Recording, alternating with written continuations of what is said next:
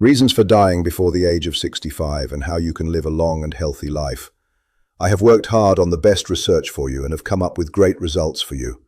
But you also have to act carefully. Stop doing what your doctor told you to do at your last checkup. I mean it. If you're over 60 and you're still following the same eat less, move less, rest more advice they handed you a decade ago, you are walking directly into the 5 habits that quietly end most people's independence before they ever reach 85. Nobody tells you this in a 15-minute appointment, but I've spent over 20 years in geriatric medicine watching the same pattern play out again and again.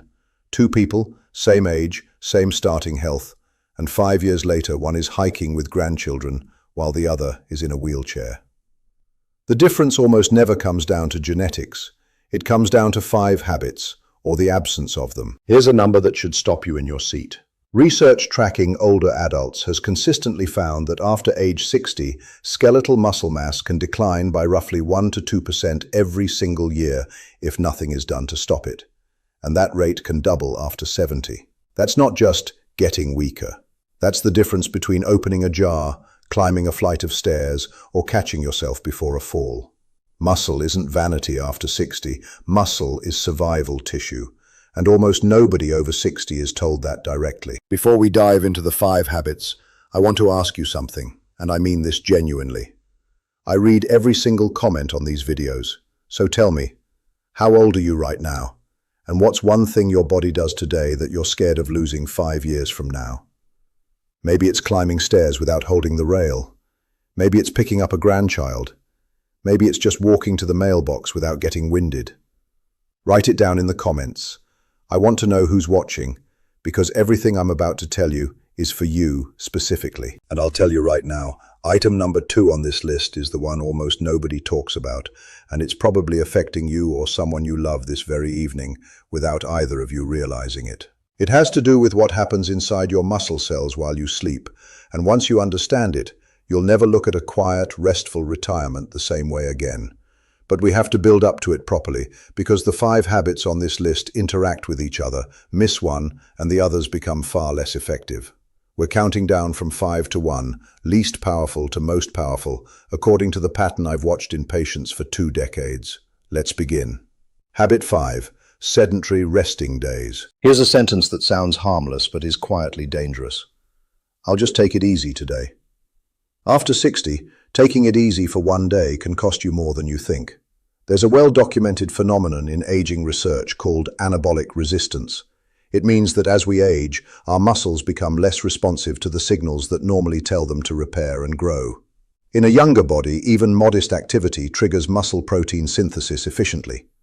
In an older body, that same activity produces a blunted response.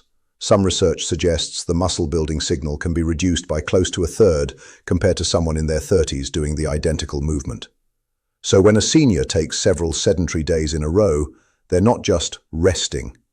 They're accelerating a process that's already working against them. Let me tell you about a patient I'll call Harold, 73, from a small town outside Sacramento. Harold came to me after a hip fracture from what should have been a minor stumble. He wasn't frail-looking, he just spent his days sitting. Reading, watching television, driving to errands. No real walking. Within 18 months of starting a structured daily movement plan, nothing extreme, just consistent short walks and simple resistance movements, Harold went from needing a cane to walking 2 miles unassisted. His transformation wasn't about intensity, it was about frequency. Muscle after 60 responds to little and often, not occasional and intense. Why does this matter specifically for aging bodies? Because inactivity accelerates something researchers call sarcopenia, the medical term for age-related muscle loss. Think of your muscle like a delivery truck fleet for a business. If the trucks run daily, the company keeps them maintained, fuels them, replaces parts as needed. If the trucks sit in a lot unused for weeks, they rust, the batteries die, and starting them back up becomes far harder than if they'd just kept running. Your muscles work the same way. Stillness doesn't preserve them, it degrades them. The practical fix: aim for movement in short bursts throughout the day, rather than one long session. Even 5 to 10 minutes of standing, marching in place, or gentle resistance work every 90 minutes can measurably reduce the muscle signaling decline associated with prolonged sitting. Timing matters too. Movement in the morning, ideally within an hour of waking, appears to help regulate blood sugar and circulation for the rest of the day.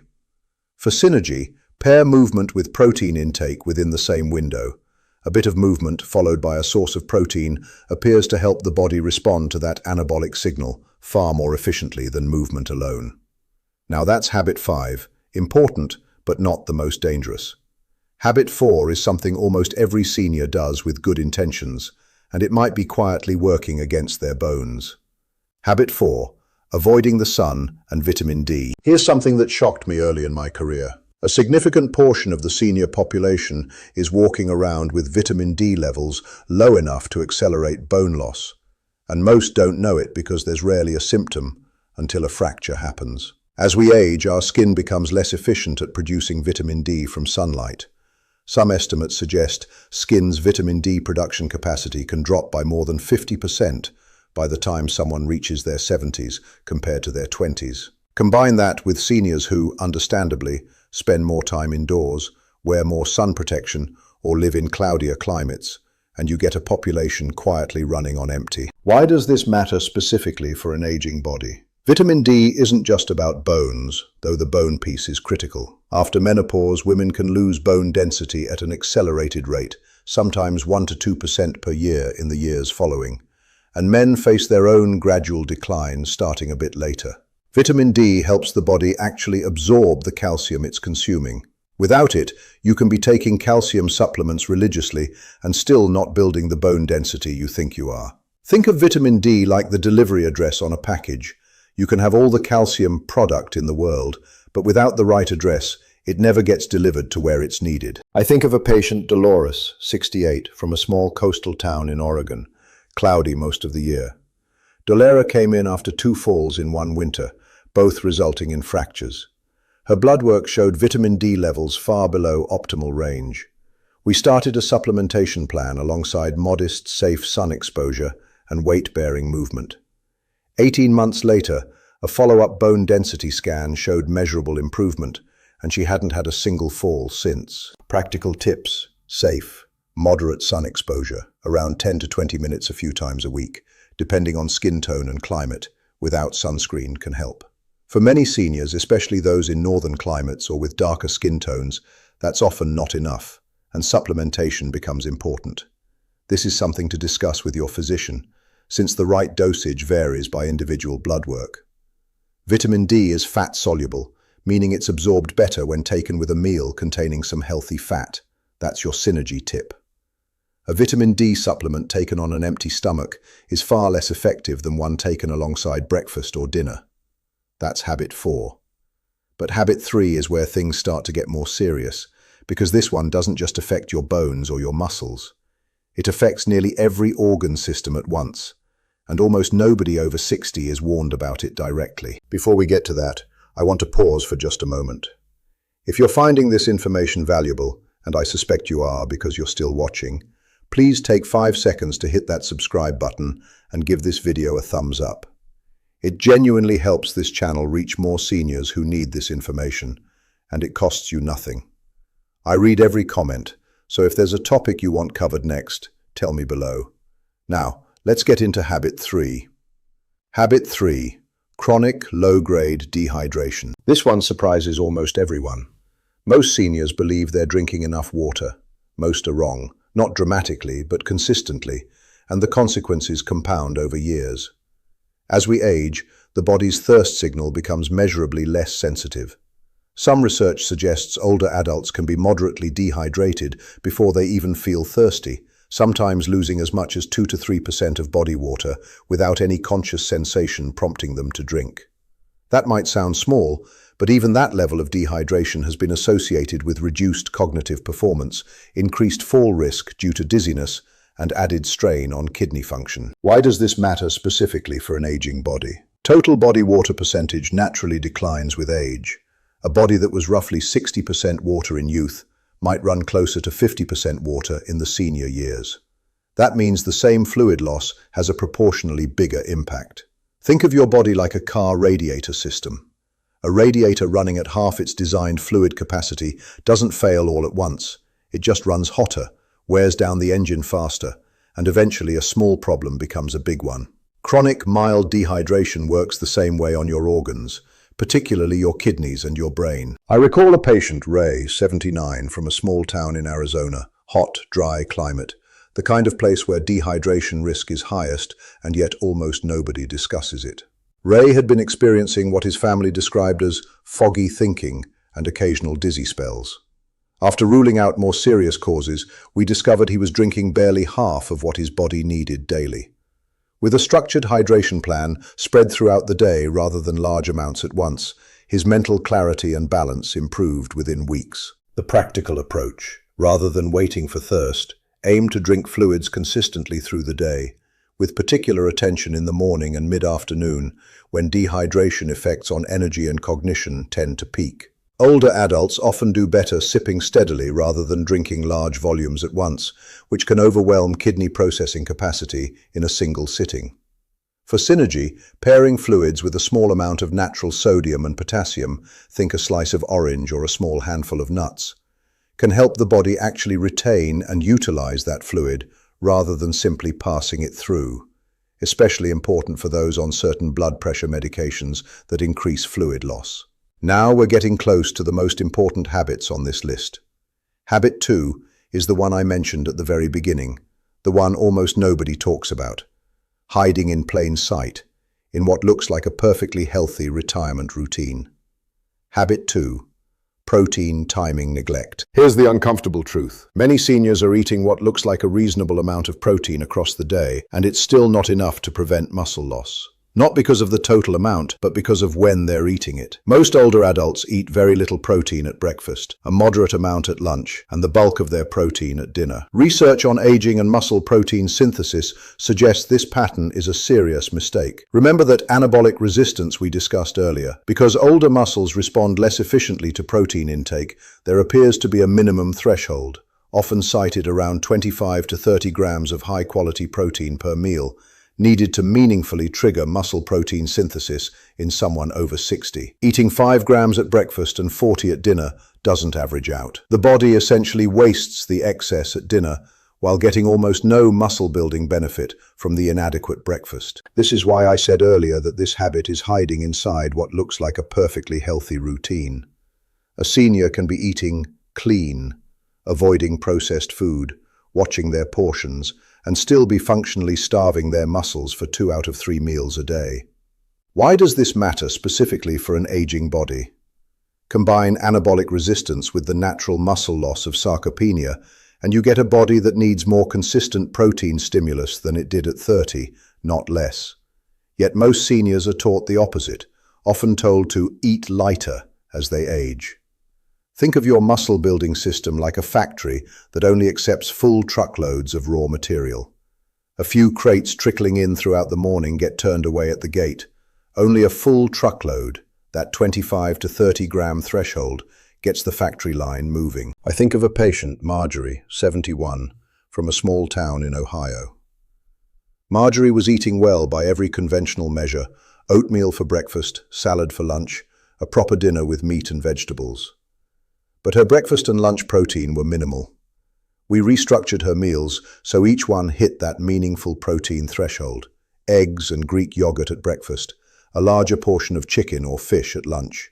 Within 4 months, her grip strength testing, a common marker doctors use to track functional muscle health, had measurably improved, and she reported climbing her porch stairs without needing to pause halfway. Practical tips. Aim to distribute protein evenly across 3 meals rather than backloading it at dinner, targeting that 25 to 30 gram range per meal where possible. A couple of eggs with Greek yogurt, a palm-sized portion of fish or poultry, or a combination of legumes and dairy for those eating more plant-based. Timing after physical activity matters too. Consuming protein within roughly an hour or 2 after movement appears to enhance the muscle-building aging response, specifically in older adults, more so than in younger people, precisely because of that anabolic resistance we discussed. For synergy, pairing protein intake with resistance-type movement, even simple bodyweight exercises, dramatically enhances the muscle protein synthesis response compared to either one alone. Think of movement as the key that unlocks the door and protein as what walks through it. And now we arrive at habit number 1.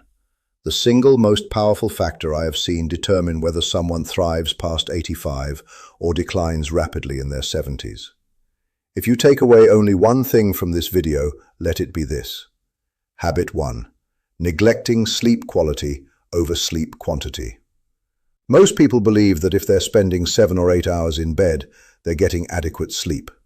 After 60, that assumption can be dangerously wrong, and it's the habit I see overlooked more than any other. Sleep architecture, the pattern and depth of sleep stages, changes significantly with age. Deep sleep, the stage where the body performs its most critical repair processes, naturally declines as we age. Some research suggests older adults can spend a notably smaller percentage of total sleep time in deep, restorative sleep compared to younger adults, even when total hours in bed look identical. Why does this matter specifically for an aging body? Deep sleep is when the body performs critical maintenance. This is when growth hormone release peaks, supporting muscle repair. It's when the brain clears metabolic waste products through what researchers call the glymphatic system, essentially a cleaning process for the brain. And it's when inflammation markers throughout the body get regulated. Chronic inflammation, sometimes called inflammaging in aging research, meaning a low-grade, persistent inflammatory state that increases with age, is linked to nearly every major condition seniors fear: heart disease, cognitive decline, joint deterioration, and slower wound healing. Poor deep sleep doesn't just leave you tired, it leaves that inflammatory fire burning all day, every day, quietly damaging tissue throughout the body. Think of deep sleep like the overnight shift at a factory that resets all the machines, clears the debris, and repairs worn parts before the morning shift begins. If that overnight crew never shows up, even if the factory doors are technically open for the same 8 hours, the machines run down faster, the debris piles up, and eventually the whole system starts failing in ways that seem unrelated to sleep at all. Joint pain, brain fog, slow healing, even mood changes. I want to tell you about a patient, Walter, 76, from a small town in North Carolina, who I believe illustrates this better than almost anyone I've treated. Walter came to me exhausted, with rising blood pressure, joint pain his doctors couldn't fully explain, and a noticeable decline in memory that frightened his family. He was sleeping 8 hours a night by the clock. But after a sleep study, we discovered he was getting almost none of the deep, restorative sleep his body needed, waking repeatedly through the night without even realizing it, likely due to a treatable breathing issue during sleep. Once that was addressed and his deep sleep improved, within 6 months his blood pressure had improved, his joint inflammation markers had come down, and, most remarkably to his family, his memory and mental sharpness noticeably returned. Walter didn't need a new medication for his memory. He needed his overnight repair crew to actually show up for work. Practical tips. Consistency matters more than most people realize. Going to bed and waking at the same time daily helps regulate the body's internal clock, which directly affects how much deep sleep you get, not just how much total sleep. Limiting screens and bright light in the hour before bed helps the body's natural melatonin production, the hormone that signals it's time to enter deep sleep stages. Keeping the bedroom cool, research suggests slightly cooler room temperatures support deeper sleep stages compared to a warm room. And if you snore, wake frequently, or wake unrefreshed despite adequate hours in bed, that's worth raising with a physician, since treatable sleep issues are far more common after 60 than most people realize. For synergy, light movement earlier in the day, even a simple walk, has been shown to improve deep sleep quality that same night, far more effectively than sleep aids alone, connecting this final habit right back to habit 5, where we started. That's the full countdown, from sedentary days to vitamin D neglect, to chronic dehydration, to protein timing, and finally to the deep sleep most seniors don't realize they're missing. Notice how each one connects to the next. Movement improves sleep, Sleep regulates inflammation. Protein timing supports the muscle that movement builds. Hydration supports the kidneys processing all of it. And vitamin D ensures the bone structure holding everything up stays strong. None of these habits work in isolation. That's precisely why so many seniors feel like they're doing everything right and still declining. They're often addressing one piece while neglecting the others. I want to leave you with something important. Getting older does not have to mean losing your independence. It does not have to mean giving up the stairs in your own home, the ability to travel to see your grandchildren, or the simple dignity of getting up out of a chair without needing help. The body you have at 60, 70, or even 80 is far more responsive to change than most people are ever told. I have watched patients reverse trajectories that looked on paper like inevitable decline, not through dramatic interventions, but through small, consistent adjustments to exactly the 5 habits we discussed today. Quality of life after 60 is not primarily determined by the number of years already lived.